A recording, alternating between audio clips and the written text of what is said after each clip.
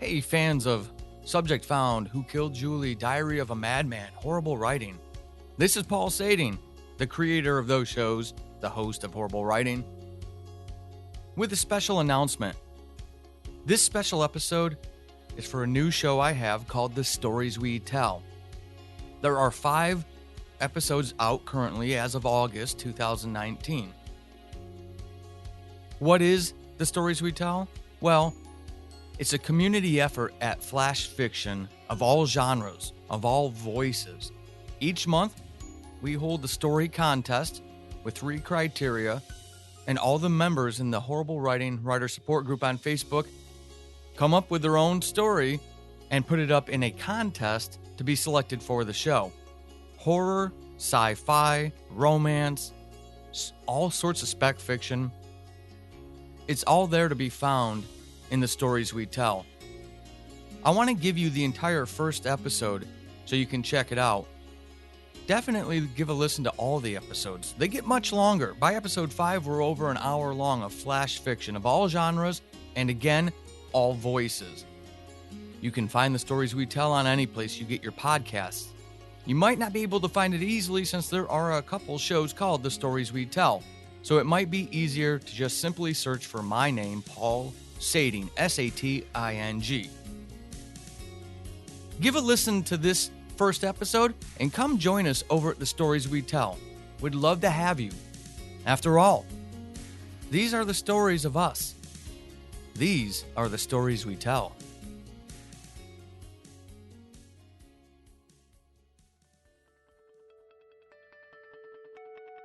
Welcome to The Stories We Tell, a storytelling podcast for all voices. Each month, the Horrible Writing Writers Support Group on Facebook conducts a writing challenge with a prompt and 3 specific criteria. The stories you are about to hear were selected by a panel of judges to represent that writing community's work. These are stories of fiction. These are the stories of us. These are the stories we tell.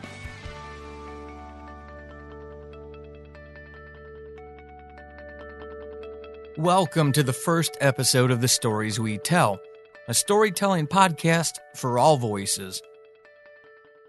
I'm Paul Sading, the creator and the host of the show, along with wonderful author Natalie Ackett, who you're going to hear from in a second. First, we'd like to kind of tell you what this podcast is and what it's going to be about. Long ago, I started a writing podcast called Horrible Writing, and I slowly built a community of up-and-coming writers around that podcast and the associated Facebook page. The Facebook group is incredibly supportive. It's all about lifting each other up. In one month, Natalie Ackett posted about doing a writing challenge monthly to help each other out, to challenge ourselves, to support ourselves, to critique each other, and to show each other that what we have is something special. And that bloomed into an idea for a podcast.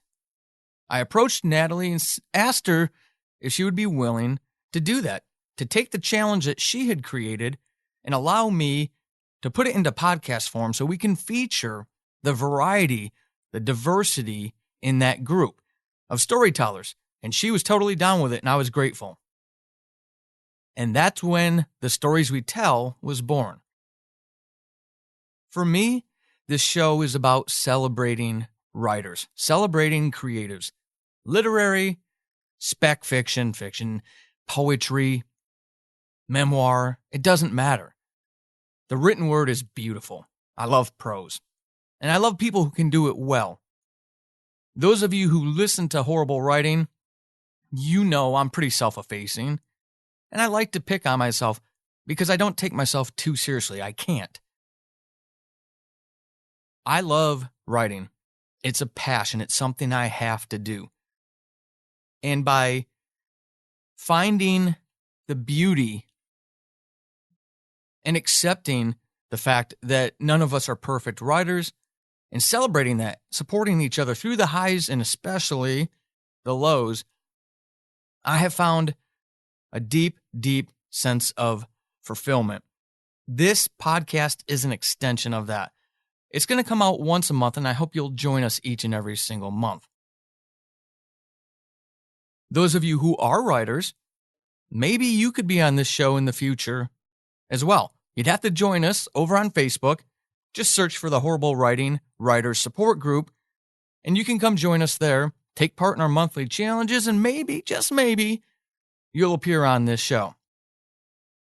Now, with no further ado, I'd like you to meet Natalie and kind of understand what this first episode's challenge was, what it was about, and what the writers had to do. So, over to you, Natalie.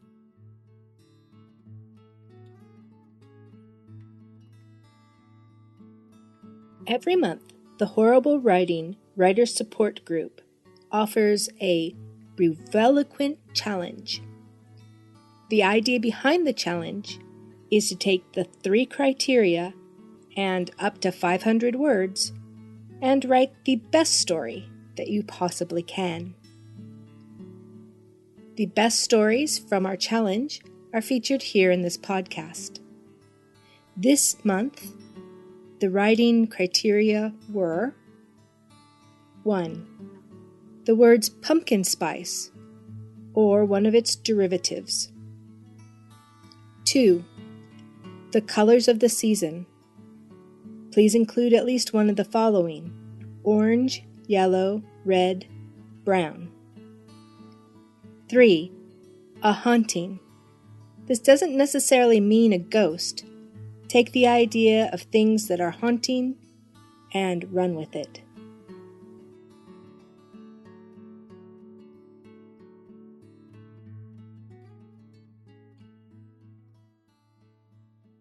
Now, before we get into the stories, I just want to remind everybody that we are not professional podcasters.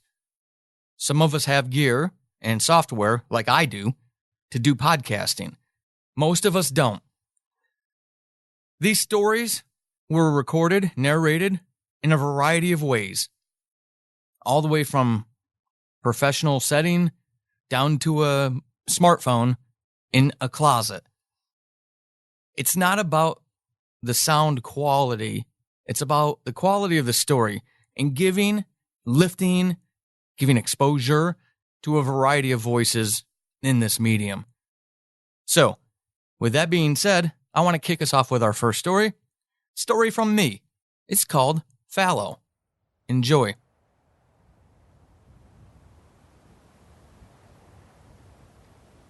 Charles inhaled the brisk tinge in the air. In years past, it would have refreshed him. No longer. Now, it was merely a sign that winter was coming.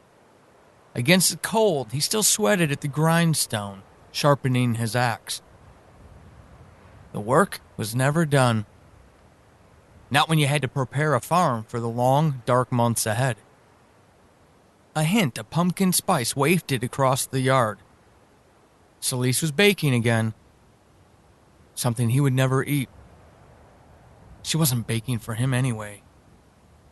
The grindstone screeched against the axe blade, a pleasant sound. There was something visceral about the sound of metal on stone. It was his livelihood, an extension of himself, a part of him he needed to get back again.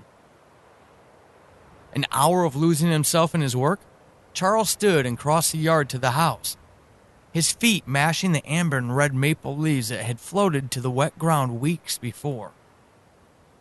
The season of death was upon them. The season of death never left them.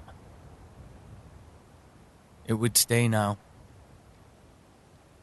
Charles realized that. Celeste didn't. Where his world had never been the same, her routine never changed. He lost a year somewhere, abandoned in the fog of anger and despair. But Celeste maintained her daily rituals, doing the things she'd always done, the things she would always do. The screen door slammed against the house when he lost his grip in a stiff autumn breeze. He whispered a curse, hoping it hadn't distracted her. She needed the solidity her routine provided, but he also didn't want to draw her attention. He didn't know what to say anymore. In the past, words failed him, a reminder he could not save anyone he cared for. The scent of the spices was stronger inside the house, assaulting his nose, invading him. "Is your work done?" Celise asked, not turning from her mixing bowl. "Almost." "You'll need to hurry," she answered, the whisk scraping the sides of the bowl as she churned faster. "Lots to do." "There's always lots to do. But that doesn't mean the rest of us have to wait for you, Charles. Dinner waits for no one, and neither does Abby. Not when she's hungry." At the mention of his daughter's name, Charles's throat constricted the air of life, so copious, cutting it off. He wanted to grab Celise by the shoulders, to shake her out of her stupor. But her denial was stronger than his will to help her. Instead, Charles turned away and stepped back out into the fading day. From his porch, he surveyed the acres of empty earth. He was behind on planting the new crop. They would pay for that next year. But Charles wasn't sure it was worth the effort anymore. Maybe it was time to give up on the fallow fields, just as he had his mourning wife, the woman still haunted by the ghost of a child taken too early.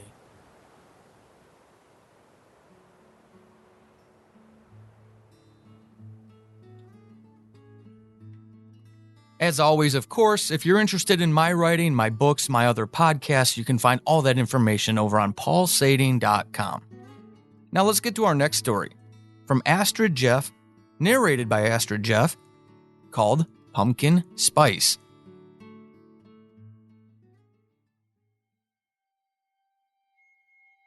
Pumpkin Spice by Astrid Jeff. A murder had happened here, the body parts spread around in a gruesome pattern. Jack used his foot to nudge the closest one, his wrinkled face scrunched up in disgust. His left hand involuntarily moved through his hair. "I've got no time for this," he mumbled. "Not today." He crashed down the memory that was trying to surface. Not yet, he thought. Not yet. He quickly looked around for any sign of the killer and picked up his pace. It didn't take him long to cross the rest of the park towards the local bakery. The smell of pumpkin-spiced goodies assaulted his nostrils, and he firmly stepped down on the memory again. Too soon to break down. "Morning, Jack," the man behind the counter said, trepidation obvious beyond the surface of his words. "I'll get your order." He disappeared before Jack could nod. Soon after, the door opened again, but it was a woman instead of a man. "Here you go, a favorite." Silent voice, dripping with the sadness her shining eyes couldn't conceal. "Are you around today?" He couldn't reply because the memories, those cursed memories, were threatening to overwhelm him. This time, they almost won. Without saying anything, he turned around. Outside, he nearly started running. Carnations in one hand and the baker's treat in the other, he hurried to another side of the park. 10 minutes later, it felt like a lifetime. He could finally drop to his knees in front of her grave. The flowers went onto the stone, the pastry next to them out of the box. He dropped a handful of cat food on the ground beside him. A cat appeared, eating contentedly. Stroking the cat's back, Jack spoke softly towards the grave, a hoarseness in his voice which wasn't usually there. "He still doesn't want to come home with me, Emmy. I found some colorful feathers earlier, though. Red, orange, green. So he's taking care of himself. But he misses you immensely. So do I." Those last 3 words came out in a croak. He let the haunting memories finally take him. You have been listening to Pumpkin Spice, narrated by Astrid Jeff, written by Astrid Jeff. You can find more about Astrid Jeff and her work on astridjeff.com. Her podcast, Nadek, is available on all podcast channels. You can find Astrid Jeff over at astridjeff.com or on Twitter at astridjeff. Our third story is from the person who made me start that Facebook group.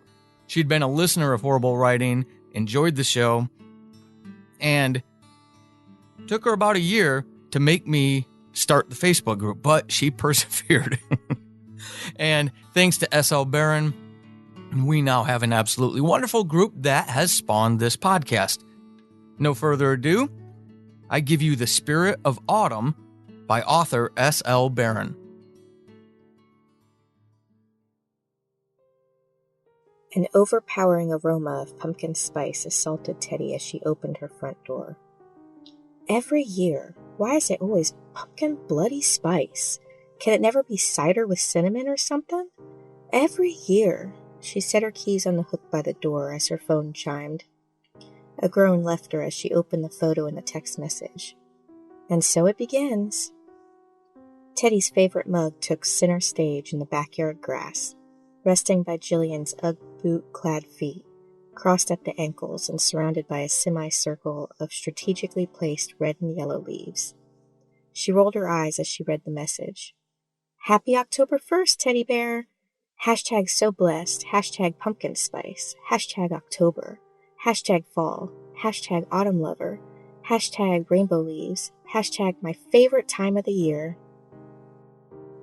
I really used to like fall before I met you, Jillian. The chill in the air, the crunch of leaves under my shoes. I really did like it, Teddy mumbled, taking in her surroundings. Jillian had taken it upon herself to decorate the small house in her typical over-enthusiastic way.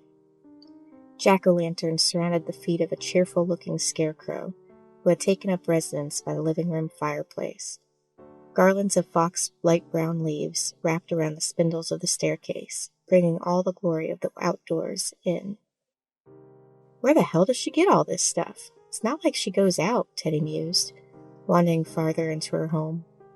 A centerpiece of gourds and thick orange candles sat in the center of the kitchen table.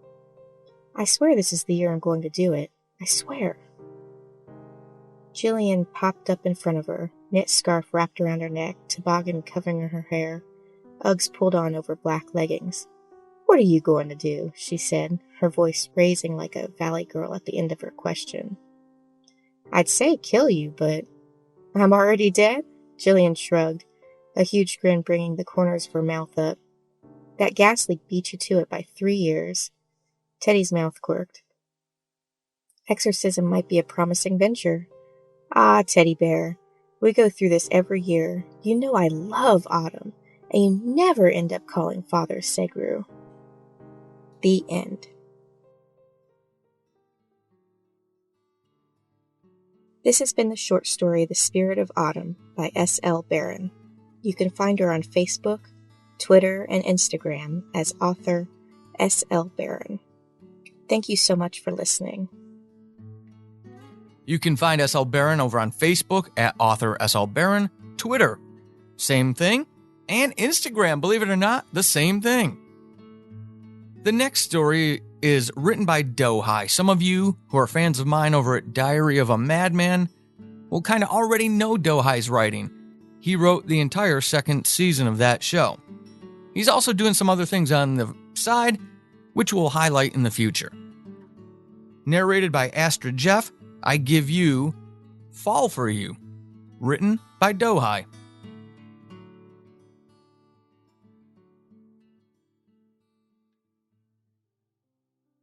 Fall for you. It was fall when I fell for you. When you came into this world, my favorite season gifted me all my dreams come true. Your smile beamed, warmer than the setting sun, as it tried to grab the clouds with its dying light, clinging for dear life. Your bright red hair put autumnal leaves to shame, so that fall and bow to you. Your laugh, sweeter than the whispering winds, foretelling of a long dark winter soon to come. Your eyes, brighter than the stars above, even they fell for you. Was but 2 seasons we shared our love, before the grip wrenched you from my bosom so many years too soon. That little box was meant for shoes, not for you, my love. Above you now nothing but sod, atop me only cloud. Snowdrops and teardrops adorn your tumulus, a veil of frost your shroud. The seasons come and go without you, but there's no warmth or glow. Perpetual winter in my heart makes it beat so slow. Once more you come to haunt me, Demeter. Once more our paths doth cross. I hunger not for your splendor, this pale spectre of a shining light, nor the fruits of past years' toil. I hunger for your trial, that you seem fit to wrest my love from my arms, as in a jealous rage at his beauty. Apollo's sunsets forever cold and dead. Aura's pumpkin-spiced breeze, a callous whisper, means naught to my heart, blackened like the starless sky above. I shall not rest until I am before you. On hands and knees should I crawl to your throne, to place this jagged crown of sympathy upon your brow. May your blood-stained tears color these ripened leaves, and may they thaw my soul. Was but 2 seasons we shared, my love, before that black god claimed you so many years too soon. That little box was meant for shoes, not for you, my love. Above you now nothing but sod, atop me only cloud. Snowdrops and teardrops adorn your tumulus, a veil of frost your shroud. A cold white sheet laid out beside you, for me to lay my head. Soon, my love, I'll join thee, when autumn's spell is shed. You have been listening to Fall for You, narrated by Astrid Jeff. You can find more of Dohai stuff over at betaworlds.net, moderntimes.net, on Twitter at Dohai666, or Instagram at betaworlds. Next up is Revelations by N.J. Boyer.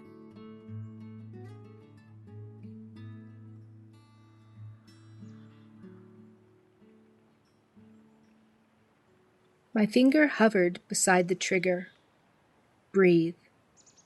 Be sure some decisions change the course of lives, the butterfly effect and all. Georgie's voice was so close to my ear that I could almost smell her pumpkin-spiced breath. I know what I'm doing, I assured her, me. What choice did I have? It wasn't like I could not pull the trigger. That door was already closed to me. I could miss, look down the barrel and pull the projectile just shy of its target, or to the side, sending the growing fog and cold soil flying. Yes, I could do that. If pride would allow. But no, too many people were watching, waiting. Come on, Nish. Her voice was now between the long arm and me. Make your choice. Either shoot or run. Which will it be? Stop it! I know what I'm doing! Sort of. I let it escape my lips in a quick, hurried stream. Do you? Or is that why you linger? Be sure, Flutterby. I smiled. Even now she was a true Libra, even in the fragments of dreams about her, persistent in her vacillation. I locked my teeth and adjusted my hold on the rifle. My target was only a mile down the scope. Breathe. I couldn't run. There was no desertion from this. Not now. Not here. Not with her. I loved her too much to bail on this. Breathe. The crosshairs found the target. Don't move. Let's make this quick. I tried to swallow. Breathe. Just take a breath, I scolded myself. The sky blazed orange with the failing sun. I had to take the shot or lose the prey. I slipped my finger over the trigger and slackened my jaw. Breathe in, breathe out. Bang! Pressures. Breathe in, breathe out. The target erupted. Tick, tick. A collective held breath behind me. I swallowed, waiting. Bang! Fireworks, all glorious blues and gold. Applause. It's a boy! My partner's gleeful voice. She had wanted a boy.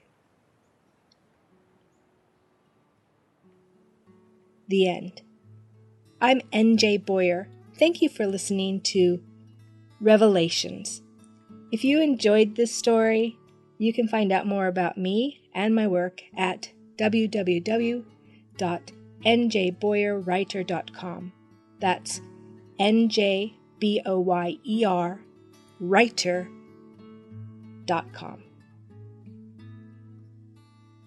The next work is an untitled piece from Cheyenne Bramwell, poet and writer. Many of you know her from her prominent presence over on Twitter. Cheyenne is also narrating this work.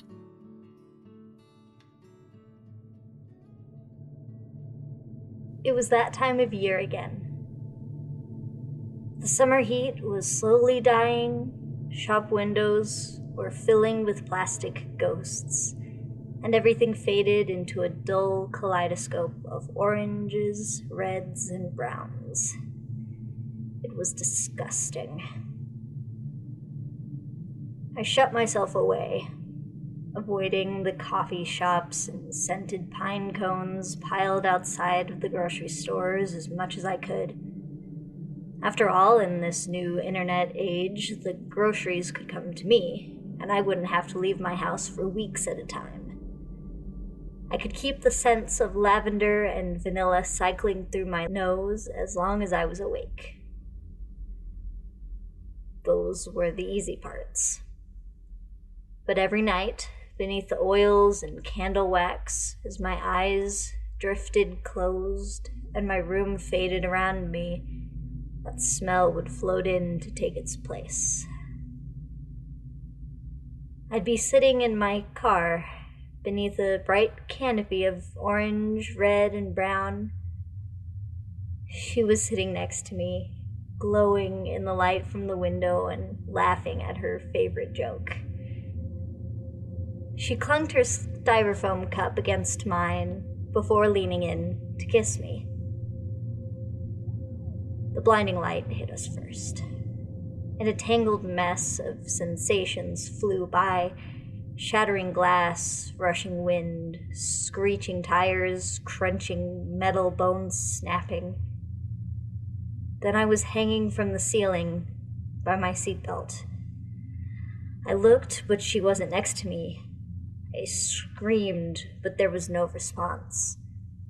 There was only the smell of blood and pumpkin spice choking me. Every morning I wake up with a cough, forcing away the tightness of the seatbelt from my chest. And for a moment more, as I remember where I am, that scent lingers in the air around me. With a sigh, I stand up. It's time to light another candle. The end. I'm Cheyenne Bramwell. Thank you very much for listening to this. It was really fun to write, a fun short challenge, and I love those. And I really appreciate you listening and giving it a chance. You can find my other work on Twitter. I do a lot of microfiction and micropoetry at Poems by Cheyenne. And I also have a poetry blog, mostly daily, and you can find that on poemafterpoem.weebly.com. And the last story we're going to feature in this first episode is by Anne Burgess, author Anne Burgess. It's titled Julia and is narrated by Erica Strensrud.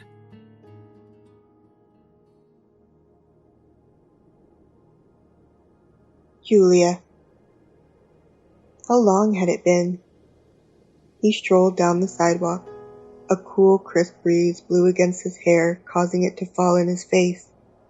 He pushed it back. "You need a haircut," he heard Julia say. But she wasn't there.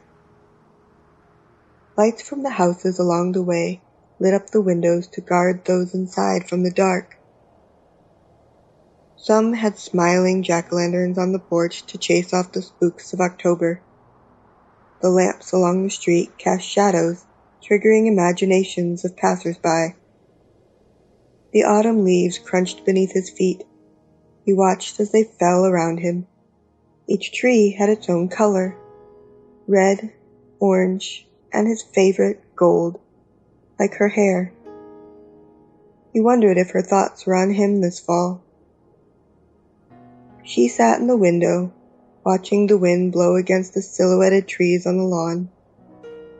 At times the leaves came down in a soft shower of color upon the front porch. She would have to sweep the porch in the morning. The tea kettle whistled from the kitchen and she hurried to turn off the fire. She took her favorite cup from the cupboard and got out a box of pumpkin spice tea. She thought of her mother as she dropped the tea bag in the cup and poured water over it. The rich aroma brought back so many memories, so many haunting memories. She could picture him standing in the doorway the day after her mother's funeral. Hard to believe it had been a year ago. They had known one another all their lives, and she never dreamed she would be without him. When he announced he was leaving, she would have cried, but she knew it was the right thing for him to do. He had his own life now. She remembered his first year of college so many years ago. She was still in high school. She had cried. She remembered her mother's sound advice. "I know it's hard, but you and Eric were raised as brother and sister. Everyone that knows you looks at you in that way. Time will tell, and time will heal." But he wasn't her brother. He stopped outside a little coffee house and lingered for a moment. He stared through the plate glass window at the patrons sipping coffee and tea quietly, or chatting with friends. He wanted to go in, but hesitated. A man and woman stepped out laughing. The man accidentally bumped him and apologized. Eric nodded his head. "No problem." He went inside, walked up to the counter, and ordered a pumpkin spice latte. He hated pumpkin spice, but it always reminded him of Julia and the last time they were together. Had it been a year since her mother's death? The end. Julia was written by Anne Burgess and narrated by Erica Stensrud. I'm Erica Stensrud, and I'd like to thank you for listening to this story. You can find Anne, her writing, and her books over at AnneParkerBurgess.com, on Facebook at Anne.Burgess.391, or at Twitter, AuthorAnne66. I want to thank you for tuning in to this first episode of The Stories We Tell. I hope you enjoyed the variety of stories that we've had to offer. Trust me, this show is growing by leaps and bounds in the future upcoming episodes. It's going to get pretty long, and I wouldn't have it any other way. Lifting all voices, empowerment through candor, supporting each other. I want to thank the following talented musicians for allowing us to use their music throughout the episode: Dr. Turtle, How the Night Came, David Hillowitz, and Livio Amato. This show is about our stories, the stories of us. These are the stories we tell. Until episode 2, this is Paul Sading wishing you well. Thank you for listening to this episode of The Stories We Tell. If you're interested in having one of your stories featured on the show, join us. We'd love to have you. The group is a supportive collective of professional and amateur writers and authors who have formed a community around Paul Sading's principles of empowerment through candor and positive community support. Everyone is welcome. You can find us by searching for Horrible Writing Writers Support on Facebook. If you enjoy the show, please rate or review it on your favorite podcatcher. It's a great way to help us, and every writer here appreciates your time. Be sure to check out the writers, authors, and narrators from the stories you enjoy. Most of them have other works of fiction and would love to have new fans find and enjoy it. The Stories We Tell is a Paul Sading production. The monthly challenge is The Genius Idea of Natalie Aiken, a writer and blogger from Australia. It is produced by Paul Sading, a fantasy and horror author, podcaster, and audio dramatist. You can find his fiction and nonfiction books along with his audio drama podcasts like Subject Found and Who Killed Julie at paulsading.com. The music you hear in the intro and outro each episode is protected under a Creative Commons license and is written and produced by Chan Redfield.